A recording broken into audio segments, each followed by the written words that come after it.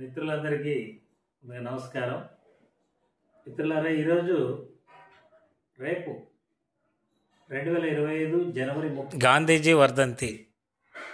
ఈ రోజున విజయ విహారం పత్రిక ప్రారంభించి 25 సంవత్సరాలైన సందర్భంలో జై భారత్ కుటుంబ సభ్యులందరూ కూడా ఎంతో ఉత్సాహంతో రమణమూర్తి గారి నాయకత్వంలో ఈ ఉత్సవాల్ని హైదరాబాద్లో నిర్వహించుకుంటున్న శుభ సందర్భంలో దీని యొక్క నిర్వాహకులు శ్రీ రమణమూర్తి గారికి, అలాగే జై భారత్ కుటుంబ సభ్యులందరికీ కూడా మనస్ఫూర్తిగా అభినందనలు, నమస్కారాలు తెలియజేస్తున్నాను. ఈరోజు సద్గురు సాయిబాబా వెల్ఫేర్ ఫౌండేషన్ యొక్క అధ్యక్షునిగా రమణమూర్తి గారి గురించి, అదేవిధంగా జై భారత్ గురించి 4 మాటలు తెలియజేయాలి అనుకుంటూ ఉన్నాను. ఈరోజు రమణమూర్తి గారిని చాలామంది హిందూ తత్వానికి నిజమైనటువంటి ప్రతినిధిగా భావిస్తూ ఉన్నారు. నిజానికి రమణమూర్తి గారు ఒక హిందూ తత్వమే కాకుండా సామాజిక రంగంలోనూ, మత సామరస్యం కోసం కానివ్వండి, పర్యావరణ సంబంధమైనటువంటి విషయాల మీద కానివ్వండి, అనేక అంశాల మీద వారు కృషి చేస్తూ ఉన్నారు. అయితే ప్రత్యేకించి హిందూ తత్వానికి ఆయన నిజమైన ప్రతినిధి అని చాలామంది ఎందుకు అంటున్నారు అంటే, వారు అనుసరిస్తున్నటువంటి విధి విధానాలు. ఈరోజు ఎల్బీ నగర్లో వారి యొక్క జై భారత్ యొక్క ఆశ్రమం చాలా పెద్దగా ఉంది. అందులో ఉన్నటువంటి సభ్యులందరూ కూడా వారికి ప్రత్యేకమైనటువంటి ఒక ధ్యాన పద్ధతి ఉంది. వారు ప్రతిరోజు ధ్యాన కార్యక్రమాన్ని నిర్వహిస్తారు. అదే రకంగా వారు దీక్ష తీసుకుంటారు. సంవత్సరంలో 40 రోజుల పాటు వారు దీక్ష చేస్తారు. అదేవిధంగా అనేకమైనటువంటి గాంధీ గారి సబర్మతి ఆశ్రమంలో ఏ విధమైన నియమాలు పాటించేవారు, నారాయణ గురు గారి యొక్క ఆశ్రమంలో ఏ విధమైన నియమాలు పాటించేవాళ్ళు, ఆ విధమైనటువంటి స్వయం క్రమశిక్షణ. నిజంగా నేను అక్కడ చూసినప్పుడు చాలా ఆశ్చర్యపోయాను. అక్కడ ఉన్నవారు డ్యూటీలు వేసుకొని ఆ యొక్క వంటశాలలో వంటలు చేయటం కానీ, క్లీనింగ్ కానీ, ప్రతి ఒక్కటి అక్కడ స్త్రీ పురుష భేదం లేదు, కులమత భేదాలు లేదు. అందరూ కలిసి అన్నదమ్ములుగా ఒకే భావజాలంతో అక్కడ వాళ్ళు కలిసి ఉండటం నేను చూశాను. అదేవిధంగా రమణమూర్తి గారు అందరినీ వారిలో ఒక కుటుంబ సభ్యునిగా, మరి రమణమూర్తి గారి గురించి చెప్పాలి అంటే, వారు దాదాపు 25 సంవత్సరాల క్రితం ఈ విజయ విహారం అనేటువంటి ఒక గొప్ప పత్రికని స్టార్ట్ చేశారు. దాంట్లో మత సంబంధమైనటువంటివి, మత సంస్కరణలకు సంబంధించినటువంటివి, మూఢాచారాలకు సంబంధించినటువంటి అంశాలని వారు ప్రముఖంగా ప్రస్తావిస్తూ ఆనాటి సామాజిక పరిస్థితుల్లో సామాజిక న్యాయం కానివ్వండి, రాజకీయాలు కానివ్వండి, అలాగే అవినీతి మీద అలుపెరుగున పోరాటం చేసినటువంటి గొప్ప పత్రిక విజయ విహారం. 5 సంవత్సరాలు నిజంగా ఆ పత్రిక చదివేటువంటి ఆ రోజుల్లో, మేము కూడా చదివే రోజుల్లో, ఇది వచ్చే నెల ఈ పత్రిక వస్తుందా అనేటువంటి అనుమానం ప్రతి ఒక్కరికి ఉండేది. ఎందుకంటే వారు నిజాన్ని నిర్భయంగా ఆ పత్రికలో తెలియజేసేటువంటి వారు. అంత ఆధారాలతో సహా, సాక్ష్యాధారాలతో సహా, మరి అంత డేర్గా ఉండేటువంటి వ్యక్తిని మేము అప్పట్లో ఎవరిని చూడలేదు. ఈ రోజుకి మేము ఎవరిని చూడలేదు. మరి అటువంటి గొప్ప పత్రిక నడిపినటువంటి రమణమూర్తి గారు ఈరోజు జై భారత్ సంస్థ ఆ రోజే దీనికి పునాదులు ఏర్పడ్డాయి.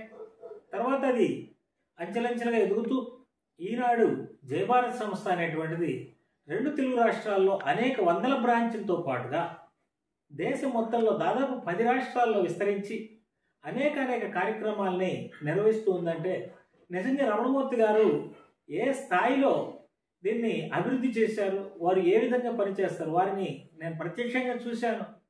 రాత్రి 11 దాకా 12 దాకా వర్క్ చేస్తూనే ఉంటారు. మళ్ళీ తెల్లవారుజాము 3:30, 4 గంటల నుంచి వర్క్ చేస్తూనే ఉంటారు. నిజంగా వారికి వర్క్ చేయనటువంటి సమయం ఎప్పుడన్నా ఉందని చెప్పంటే ఎప్పుడు లేదనే చెప్పచ్చు. ఆయన జీవితంలో ప్రతి ఒక్క క్షణాన్ని కూడా పనిచేస్తూనే ఉంటారు. అదేవిధంగా వారు జై భారత్ పబ్లికేషన్స్ ద్వారా ఎన్నో వందల పుస్తకాలని ముద్రించారు. అదేవిధంగా ఎన్నో సెమినార్లు నిర్వహించారు, ఉపనిషత్ తత్వాల మీద క్లాసులు నిర్వహించారు. ఇలాగ ఒకటని కాదు, సామాజిక సంస్కరణ, మత, ఇటువంటి అన్ని రంగాల్లో కూడా వారు అద్భుతమైనటువంటి కృషి చేశారు.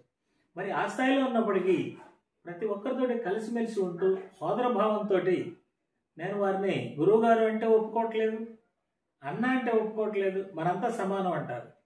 చివరికి పెద్దవారు కదా, నేను సార్ అని చెప్పినా సార్ ఒప్పుకోవట్లేదు. కానీ నాకు తప్పట్లేదు, పెద్దవారిని గౌరవించాలి. కాబట్టి ఈ విధంగా రమణమూర్తి గారు అంత ఉన్నత స్థితిలో ఉన్నప్పటికీ అందరినీ ఒక కుటుంబ సభ్యుల్లా కలుపుకుంటూ ఈరోజు నిజంగా రాష్ట్ర స్థాయిలో ఉన్నటువంటి వివిధ ప్రాంతాల్లో ఉన్నటువంటి వారి బ్రాంచ్లు కానివ్వండి, అలాగే వారికి అనుబంధంగా పనిచేస్తున్నటువంటి సంస్థలు కానివ్వండి, అలాగే వారి మిత్రులుగా వారితో కలిసి పాటు మేము కొనసాగుతున్నటువంటి నాబోటి వారు కానివ్వండి, నిజంగా వారి యొక్క గొప్పతనాన్ని మేమందరం శ్లాఘిస్తున్నాం. అదే సమయంలో వారు అందరితో కూడా ఒక సోదర భావంతో వారు మమ్మల్ని అందరినీ కలుపుకుని వెళ్ళే ప్రయత్నం చేస్తున్నారు. ఇక నేను ప్రత్యేకించి వారిని హిందూ తత్వానికి రమణమూర్తి గారిని ఎందుకు ప్రతినిధి అని చెప్పన్నానంటే, ఈ రోజున వాస్తవానికి హిందూ తత్వం అంటే అసలు నిర్వచనం చెప్పలేనటువంటి వాడు. అసలు హిందూ తత్వం అంటే ఏంది?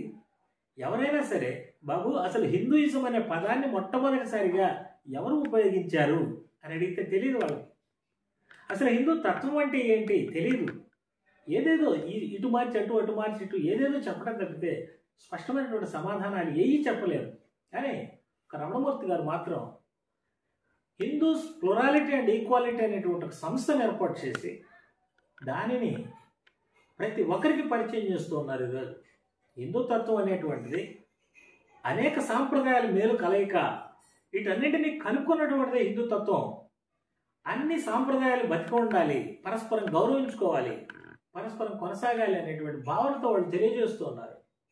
ఈ క్రమంలోనే వాళ్ళు గత జూన్లో దాదాపు అచల సాంప్రదాయం కానివ్వండి, గురు సాంప్రదాయం కానివ్వండి, వేదాంత సాంప్రదాయం కానివ్వండి, ఇలాగ అనేక రకాలైనటువంటి స్వామీజీల్ని, గురువుల్ని, సాధు సత్పురుషుల్ని అనేక మందిని దాదాపు 50 మంది పైదాకా హైదరాబాద్లో చేర్చి వారు పెద్ద మీటింగ్ ఏర్పాటు చేశారు.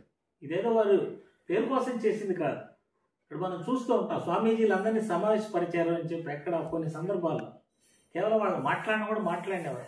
అదేదో రాజకీయ ప్రాబల్యం కోసం లేదు వారి యొక్క వ్యక్తిగత ప్రాబల్యాన్ని పెంచుకోవడానికి వాళ్ళందరినీ కూర్చోబెట్టి ఏదో ఫోటో తీసుకొని పంపించేది తప్పితే రమణమూర్తి గారు ఆ సభలో ప్రతి ఒక్కరి చేత వారి యొక్క తత్వం ఏంటి, వాస్తవ హిందూ తత్వం ఏంటిది అనేటువంటిది మాట్లాడించారు. అది వారి యొక్క గొప్పతనం. ఇది నిజమైనటువంటి హిందుత్వం. మరి ఈరోజు హిందుత్వం అంటే తెలియనటువంటి వాళ్ళకు కూడా ఆయన తెలియజెప్తూ ఉన్నారు. కొంతమంది అనొచ్చు ఇదే హిందుత్వం అని మీరు ఎలా అంటారు, చాలామంది ఏదో చెప్తున్నారని చెప్పి.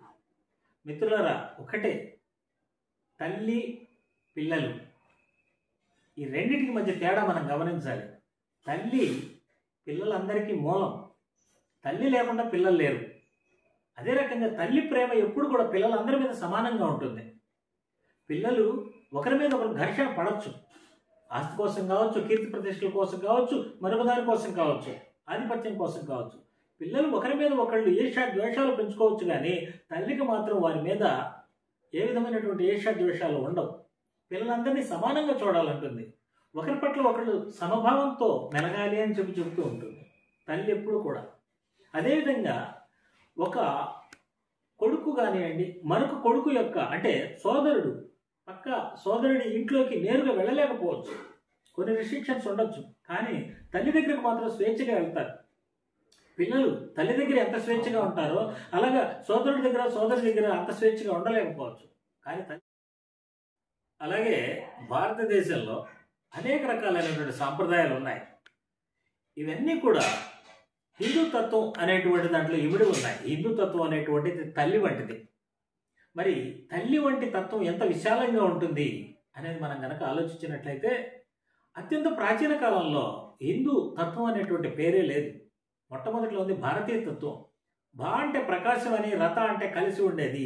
ఆ జ్ఞాన ప్రకాశంతో కలిసి ఉండేటువంటి తత్వమే భారతీయ తత్వం. అది మొట్టమొదటిలో చెప్పబడింది. ఆ తర్వాత కాలంలో ఆది శంకరాచార్యుల వారు ఇదే విధంగా అనేక సాంప్రదాయాల మధ్య ఘర్షణలు ఏర్పడి ఉన్న సందర్భంలో ఆది శంకరాచార్యుల వారు ఆ భారతీయ తత్వం ఏదైతే ఉందో దానినే వేదాంత తత్వం అనేటువంటి పేరుతోటి అందరికీ మళ్ళీ పరిచయం చేసి వివిధ సాంప్రదాయాల శాఖల మధ్య పరస్పర సమన్వయాన్ని చేకూర్చారు. ఆయన అనేక సాంప్రదాయాల్ని, ఈ హిందూ తత్వంలో ఉన్నటువంటి అనేక సాంప్రదాయాల్ని ఒక తాటి మీదకి నిలపగలిగారు. అదేవిధంగా బౌద్ధ జైన మిగతా సాంప్రదాయాలతో కూడా మాట్లాడి వారితో చర్చలు జరిపి దీని యొక్క గొప్పతనాన్ని, ఈ భారతీయ తత్వం, ఈ వేదాంత తత్వం యొక్క గొప్పతనాన్ని తెలియజేసి వారందరినీ కూడా సమన్వయపరిచారు. అందుకే వారిని జగద్గురు అని చెప్పన్నారు. ఆ తర్వాత ఆధునిక హిందూ భారతదేశంలో ఈ ప్రాంతాన్ని హిందుస్థాన్ అనే పేరుతో పిలిచే క్రమంలో మొట్టమొదటిసారిగా ఈ ప్రాంతంలో ఉన్న వారిని హిందూయిజం అనేటువంటి ఒక తాటి కిందకు తీసుకురావాలి అనేటువంటి భావనతో పనిచేసింది ఎవరు? రాజా రామ్మోహన్ రాయ్ గారు. చాలామందికి తెలియదు, హిందూయిజం అనేటువంటి పదాన్ని మొట్టమొదటిగా ఉపయోగించినటువంటిది రాజా రామ్మోహన్ రాయ్ గారు.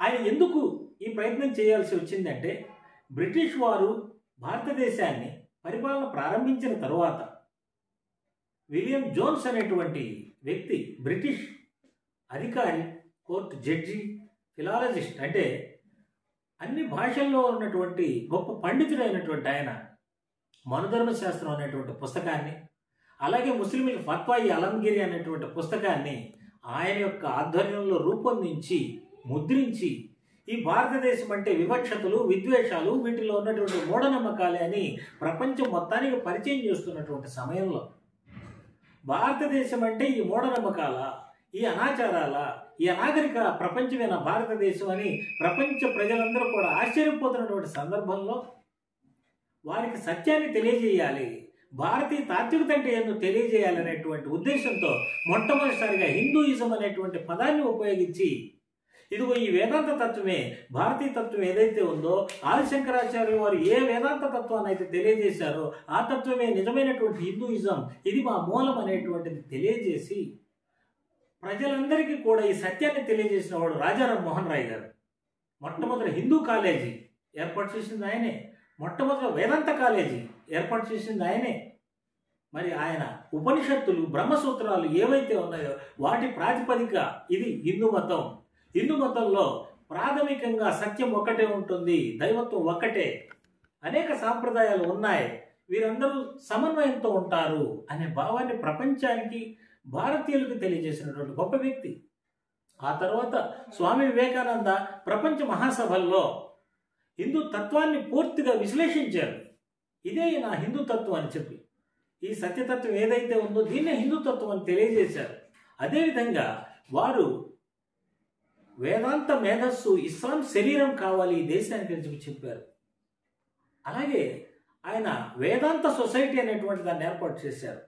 హిందూయిజం మీద అనేకమైనటువంటి లెక్చరర్లు ఇచ్చి హిందూయిజం అనేటువంటి దానికి ఒక గొప్ప స్థానాన్ని తీసుకొని వచ్చారు.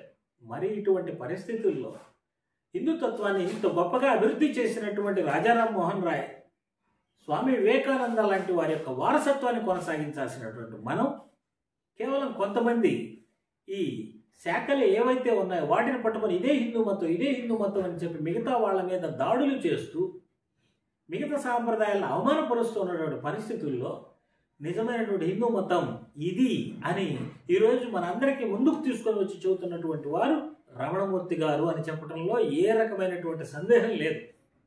వారు ఏర్పాటు చేసినటువంటి సంస్థ పేరే Hindus for plurality and equality, బహుళత్వంలో ఏకత్వం. ఇన్ని సాంప్రదాయాలు కూడా ఒకే చట్టంలో ఉన్నాయి. వారు ఉపనిషత్తులకు సంబంధించి అనేక క్లాసులను కండక్ట్ చేశారు. వారు వాటికి సంబంధించి అనేక పుస్తకాలను రచించారు.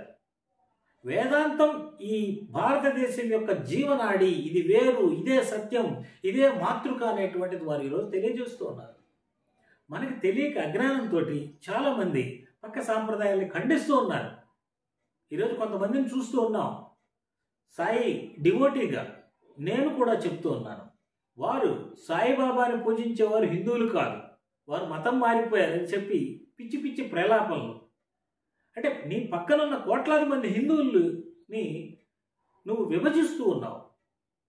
మరి ఆ సందర్భంలో మేము కూడా అడిగాం, మీకు అసలు హిందూయిజం అంటే తెలుసా, సనాతన తత్వం అంటే తెలుసా, రండి కూర్చొని మాట్లాడుకుందాం ఆధారాలతో. అంటే వారు రారు. ఎందుకంటే వారు ఊరికే రాళ్ళు వేయటమే తప్పితే కానీ హిందూ తత్వం అంటే ఏంటో తెలియదు, దాని మూలాలు తెలియదు, దాని ఫిలాసఫీ తెలియదు, సనాతనం అంటే ఏంటో తెలియదు, సనాతన ధర్మం అంటే ఏంటో తెలియదు.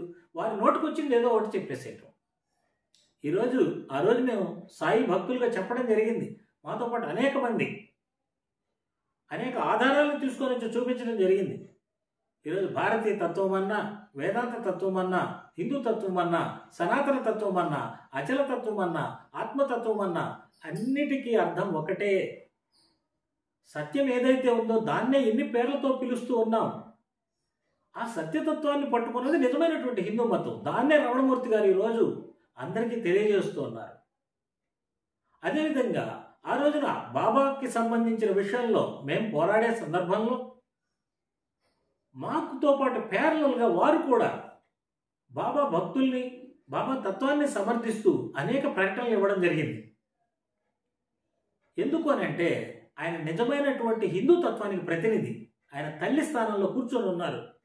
నా తల్లి ఎప్పుడు నా బిడ్డలంతా సమానం అని చెప్పంటుంది. సాయి భక్తులు ఎవరిని దూషించలేదు, కానీ మీరు వారి మీదకి ఎందుకు వెళ్తూ ఉన్నారు?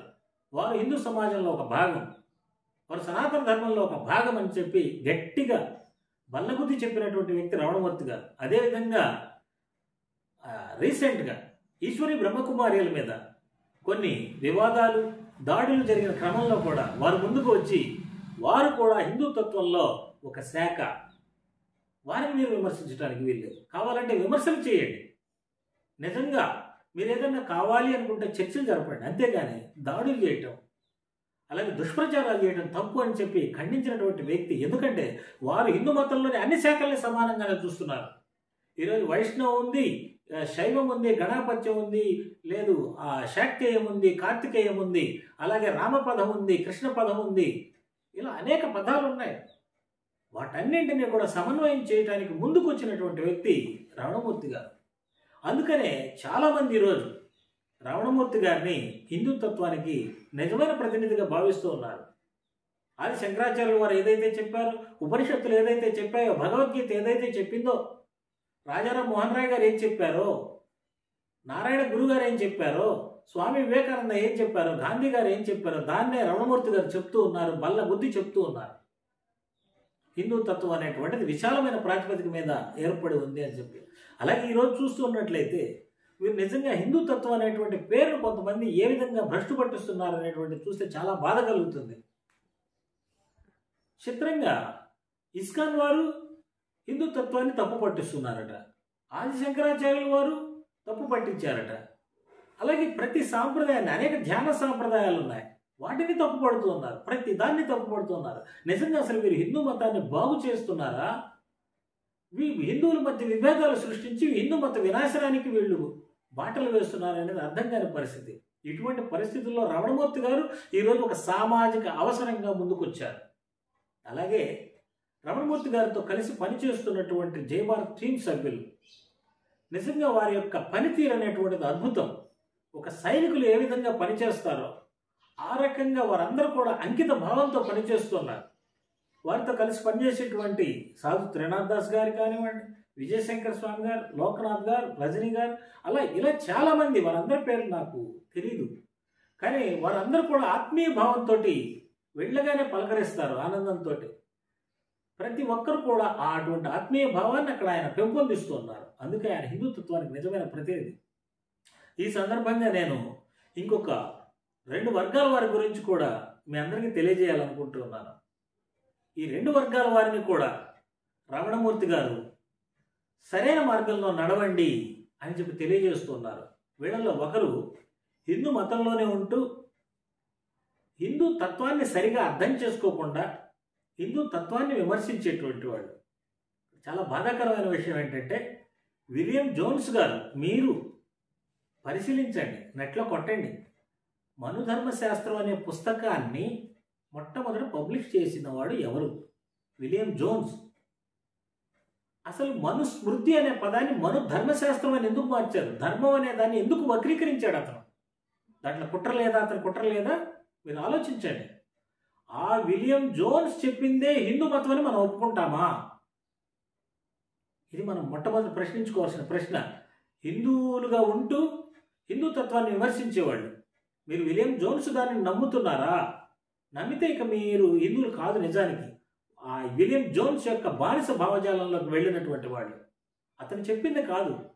మరి నిజమైన హిందూ తత్వం ఇది అని రాజారాం మోహన్ రాయ్ గారు తెలియజేశారు. తీయండి, ఉపనిషత్తులు తీయండి, రాజారాం మోహన్ రాయ్ గారు ఏం చెప్పారో చూడండి. ఆయన చెప్పింది నిజమా కాదా అనేది ఉపనిషత్తులు తీయండి, పరిశీలించండి. మరి రాజారాం మోహన్ రాయ్ గారు చెప్పింది నిజమైన హిందూ మతం అయితే మనం హిందూ మతం అంటే రాజారాం మోహన్ రాయ్ గారు చెప్పిన దాన్ని పేర్కొనాలి. విలియం జోన్స్ చెప్పినటువంటి దాన్ని ఎందుకు మనం పరిగణలోకి తీసుకుంటున్నాం? కాబట్టి మీరు విమర్శించాలి అంటే విలియం జోన్స్ చేసిన కుట్రని విమర్శించండి. హిందూ మతంలో ఉన్నటువంటి ఛాందసాలను విమర్శించండి, లేదు మూఢాచారాలను విమర్శించండి. ఇవన్నీ కూడా రాజారాం మోహన్ రాయ్ గారు కూడా చేశారు. అలాగే దీంట్లో ఉన్నటువంటి అన్యాయాల్ని, దుర్మార్గాల్ని ప్రశ్నించండి. అంతేగాని హిందూ మతాన్ని మొత్తాన్ని ఏకంగా కలిపి హిందూ మతం దుర్మార్గమైనటువంటిది, హిందువులు దుర్మార్గులు, హిందూ గ్రంథాలు దుర్మార్గమైనటువంటి అంటే నిజంగా హిందూ మతానికి మీకు తెలియకుండానే మీరు ద్రోహం చేస్తున్నారని తెలుసుకోవాలి. ఎందుకంటే చాలామంది ఈ హిందూ తత్వాన్ని విమర్శించేటువంటి వాళ్ళు వాళ్ళ కుటుంబాల్లో భార్య, పిల్లలు, కుటుంబ సభ్యులు, బంధువులు అందరూ మందిరాలకు వెళ్తూ ఉంటారు. వాళ్ళని ఆపలేరు. అదేంటంటే వారి అభిప్రాయం వారిదే అంటారు. ఎలా అవుతుందండి? మీ అభిప్రాయంతో వాళ్ళనే ప్రభావితం చేయలేకపోతే మిగతా సమాజానికి మీరు ఎందుకు చెప్తున్నారు? ముందు వాళ్ళని మార్చండి. కాబట్టి మీరు వెళ్ళేటువంటి మార్గం తప్పు.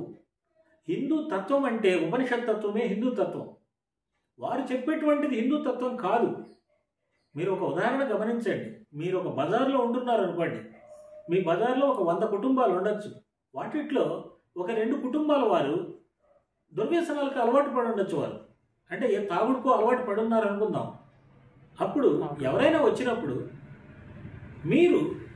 వారు ఆ యొక్క వారిని ఆ 2 కుటుంబాలు దుర్మార్గమైనటువంటి మీ బజార్లో అని చెప్పి అన్నప్పుడు మిగతా వాళ్ళందరూ ఏం చేస్తారంటే వాళ్ళకి నచ్చ చెప్పడానికి ప్రయత్నిస్తారు. అరే మీ వల్ల బజార్ మొత్తానికి చెడ్డ పేరు వస్తుంది, మీరు మారండి అని చెప్పి. అలా కాకుండా మీరు ఏం చేస్తున్నారు? ఈ బజార్లో వాళ్ళందరూ దుర్మార్గులు అంటున్నారు. అంటే మంచి వాళ్ళందరూ కూడా అదే కేటగిరీలో మీరు వేసినందువలన వీళ్ళందరికీ మీ మీద ద్వేషం కలుగుతుంది తప్పితే వాళ్ళ మీద ద్వేషం కలగట్లేదు. మీరు చెప్పాల్సింది హిందూ మతంలో ఉన్నటువంటి వివక్షతల్ని, దుర్మార్గాల్ని, అన్యాయాల్ని, మూఢనమ్మకాల్ని ఖండించండి. ఖండించినప్పుడు మిగతా హిందువులు ఎన్లైట్ అవుతారు. అవి నిజమే కదా అని అర్థం చేసుకుంటారు. అంతేగాని ఏకమొత్తంగా హిందువుల్ని, హిందూ గ్రంథాలని, అలాగే హిందూ మతాన్ని దయచేసి విమర్శించకండి. రమణమూర్తి గారు అదే చెప్తూ ఉన్నారు. అలాగే ఇక రెండో వర్గం వారు వీరు కూడా మందర్మ శాస్త్రాన్ని నమ్ముతారు. వీరు హిందూ మతాన్ని పూర్తిగా విమర్శించేటువంటి వారు. వీరికి హిందూ మతం అంటే ఏమాత్రం గౌరవం లేదు. అసలు వీరి యొక్క ప్రథమ లక్ష్యం ఏంటంటే హిందూ మతం అంతమైపోవాలి. వాటి మీద పుస్తకాలు కూడా తయారు చేసుకుంటారు. ఎందుకంటే వారి మనసులో నిజంగా ప్రేమ అనేటువంటిది లేదు. ఒక మతం అనేటువంటిది కానీ, ఒక కులం అనేటువంటిది కానీ, ఒక ప్రాంతం అనేటువంటిది కానీ ఏకమొత్తంగా మంచి కానీ చెడు కానీ ఉండదు. ఏమాత్రం విచక్షణ ఉన్న వారికైనా తెలిసేది. హిందూ మతంలో లోపాలు ఉన్నాయి, క్రైస్తవంలో ఉన్నాయి, ఇస్లాంలో ఉన్నాయి, అన్నిట్లో లోపాలు ఉన్నాయి. అంత మాత్రం చేత మొత్తం నాశనం అయిపోవాలనేటువంటి వాళ్ళు ఎక్కడ ఉండరు. కేవలం మత ద్వేషంతో అవతల వాళ్ళని వినాశనం కోరుకునే వాళ్ళు మాత్రమే ఈ రకంగా మాట్లాడతారు.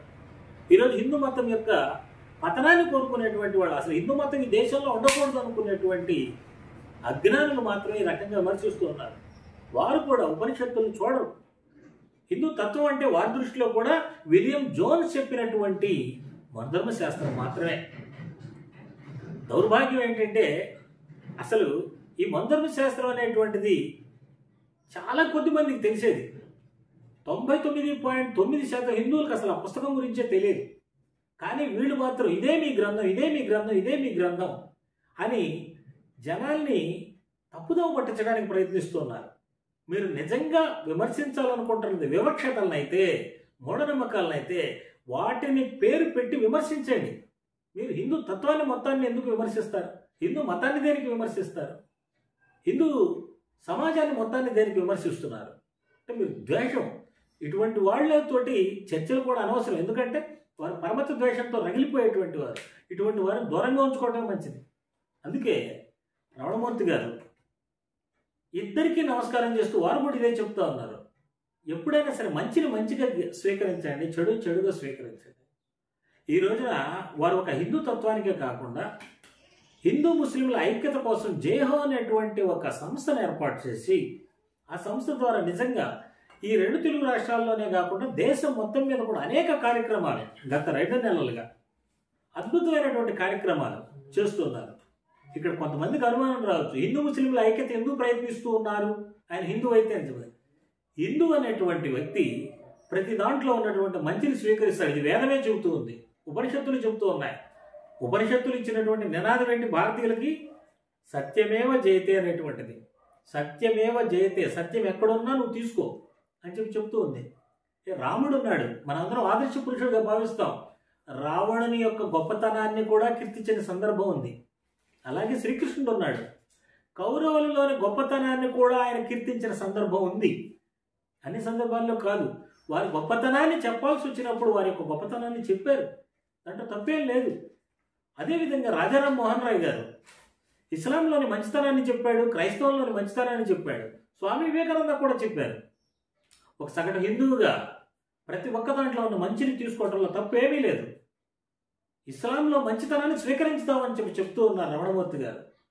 అదేవిధంగా అందరూ కలిసి ఉండాలనేటువంటి భావన వారు చెప్తూ ఉన్నారు. నిన్న కరోనా వచ్చింది. ఈ కరోనా సందర్భంగా భారతదేశంలో ఒకే ప్రాంతంలో నివసించేటువంటి హిందువులు కానీ, ముస్లింలు కానీ, క్రైస్తవులు కానీ అందరూ ఈ వైరస్ బారిన పడ్డారు తప్పితే ఏ కొద్దిమందో రక్షింపబడలేదు, ఏ ఒక మతానికి చెందిన వాళ్ళు రక్షింపబడలేదు. కారణం ఏంటి? ఒక ప్రాంతంలో ఉండేటువంటి వారి యొక్క ప్రయోజనాలన్నీ కూడా ఒకే రకంగా ఉంటాయి. కాబట్టి భారతదేశంలో ఉన్నటువంటి వాళ్ళు అందరూ కలిసి ఉండాలి. రామ్ ప్రసాద్ బిస్మిల్, అష్ఫకుల్లా ఖాన్ వీరిద్దరు కూడా ఒకరు భగవద్గీతను, ఒకరు ఖురాన్ను పట్టుకొని ఉరికంబానికి ఎక్కారు స్వతంత్ర పోరాటంలో. అందుకే గాంధీ గారు ఈ యొక్క ప్రజలందరి యొక్క ఐక్యత కోసం పదే పదే పిలుపునిచ్చారు. వారు దానికోసం పోరాడారు. ఆ క్రమంలోనే వారు జేహో సంస్థ ద్వారా హిందూ ముస్లిం ఐక్యతకు కృషి చేస్తూ ఉన్నారు. అలాగే ఒకటనే లేదు, ST, SC, BC, OC, minority ఇలా ఎక్కడైతే అన్యాయానికి గురవుతున్నారో వారందరికీ రక్షణగా నిలబడి నేనున్నాను, మా జై భారత్ సంస్థ అనేటువంటిది సామాజిక న్యాయం కోసం పనిచేస్తుంది, పర్యావరణం కోసం పనిచేస్తుందని ముందుకు వస్తున్నటువంటి వ్యక్తి, మహిళా సాధికారికత కోసం ప్రయత్నిస్తున్నటువంటి వ్యక్తి. ఇటువంటి రమణమూర్తి గారి యొక్క ఆధ్వర్యంలో నిర్వహించబడుతున్నటువంటి జై భారత్ సంస్థ అనేటువంటిది రాబోయే కాలంలో మరింత అభివృద్ధి సాధించాలని, ఈ దేశ ప్రజలందరికీ కూడా ఒక సరైనటువంటి మార్గనిర్దేశనం చేయాలని ఈరోజు ఒక జై భారత్ సంస్థే కాకుండా రాష్ట్ర వ్యాప్తంగా అనేక సంస్థలు వారికి మద్దతుగా నిలబడి ఉన్నాయి. ఇదే విధంగా దేశ ప్రజలందరినీ కూడా ఒక తాటి మీదకి అనేక సంస్థల్ని, ఇంకా అనేక సంస్థలను ముందుకు తీసుకొచ్చి వారు ఒక తాటి మీదకి నడపాలని చెప్పి ఆ మార్గంలో మనందరం కూడా కలిసి సత్యమేవ జయతే అనే నినాదంతో, సత్యం వద ధర్మం చెర అనేటువంటి నినాదాలతో మనందరం ముందుకు కదలాలని చెప్పి తెలియజేసుకుంటూ అందరికీ నమస్కారం చేసుకుంటూ చివరిగా మరొకసారి జై భారత్ కుటుంబ సభ్యులందరికీ కూడా ఈ శుభ సందర్భంగా అభినందనలు, కృతజ్ఞతలు తెలియజేస్తున్నాను. Thank you.